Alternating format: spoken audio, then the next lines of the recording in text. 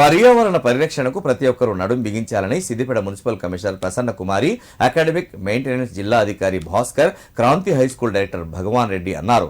పచ్చదనాన్ని పెంపొందించి plastic వినియోగాన్ని పూర్తిగా తగ్గించాలని ప్రజలకు సూచించారు. ప్రపంచ పర్యావరణ దినోత్సవం సందర్భంగా Nehru Yoga Kendram, municipality, Kranti high school, dental doctor అసోసియేషన్ల ఆధ్వర్యంలో సిద్దిపేటలో పర్యావరణ పరిరక్షణపై అవగాహన కార్యక్రమం నిర్వహించారు.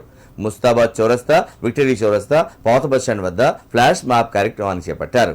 కార్యక్రమంలో భాగంగా చిన్నారి విద్యార్థులు చేసిన నృత్యాలు అందరినీ ఆకట్టుకున్నాయి. అనంతరం వారు మాట్లాడుతూ పర్యావరణ పరిరక్షణపై ప్రజల్లో అవగాహన కల్పించేందుకు ఈ కార్యక్రమం నిర్వహించామన్నారు. పర్యావరణాన్ని మనం కాపాడితే అది మనల్ని రక్షిస్తుందని, ప్రతి ఒక్కరూ విధిగా ఒక మొక్క నాటాలని పిలుపునిచ్చారు. ప్లాస్టిక్ వినియోగాన్ని పూర్తిగా తగ్గించాలని, తడి పొడి చెత్తను వేరు చేసి ఇవ్వాలని ప్రజలను కోరారు. ఈరోజు ఇక్కడ మనం ఒక ప్రోగ్రామ్ అరేంజ్ చేసుకున్నాం.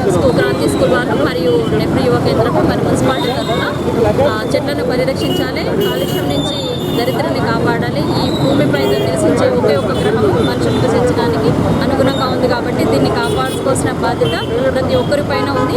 చెట్లను నాటండి, పర్యావరణాన్ని పరిరక్షించండి.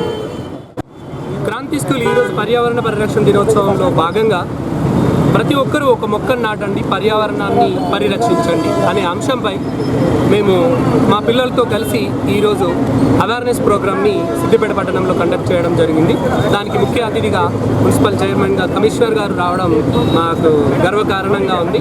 ఈ కార్యక్రమానికి మా పాఠశాల director Bhagavan Reddy sir and chairman Arpita Reddy గారు, ఉపాధ్యాయులు and all the children are participate in that, and we are going to plant saplings also. We are going to distribute the saplings also, and everyone save nature, save future. Thank you one and all.